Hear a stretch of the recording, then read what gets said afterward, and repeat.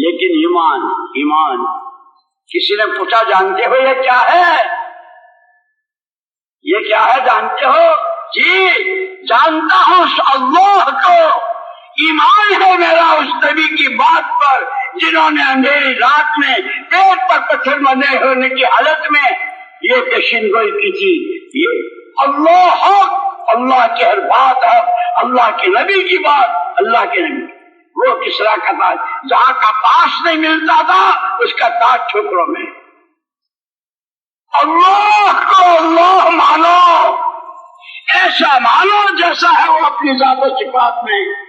ساری سیرت مبارکہ صحابہ کے ساتھ کی ساری اللہ کی غیبی مددیں، وہ سب نعمت کی قدردانی، نعمت کو امانتداری کے ساتھ، جان کہاں لگے مال کا، اسی لیے ان کے اللہ نے بہت بڑا کرم فرمایا، جس کو قرآن نے کہا ہے لقد من اللہ علی المؤمنین، لقد من اللہ علی المؤمنین اذ بعث فیہم رسولا منہم۔ اللہ نے بہت بڑا احسان کیا محمد صلی اللہ علیہ وسلم کو بھیج کر، کیا کیا؟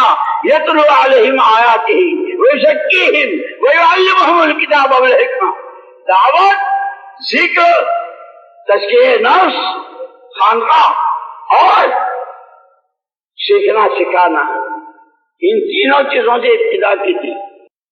کہاں کی جہالت ہے، کہاں کا شرک کہاں پہنچے۔ خدا کرے ہم اس کام کی اہمیت کو، اس کی ضرورت کو، اس کی منفعت کو اور اس کے تقاضوں پر جان و مال نبی کے نمونے اور صحابہ کے نمونے پر لگانے والی ہم بن جائیں تو خدا آنکھوں سے دکھائے گا جیسے ان کو دکھایا۔ یہ مدینہ منورہ، اس کا نام تھا پہلے یثرب، اور یثرب یہ کہ عربی زبان میں اس زمین کو کہتے ہیں جہاں جو جائے اس کو بخار ہو جائے۔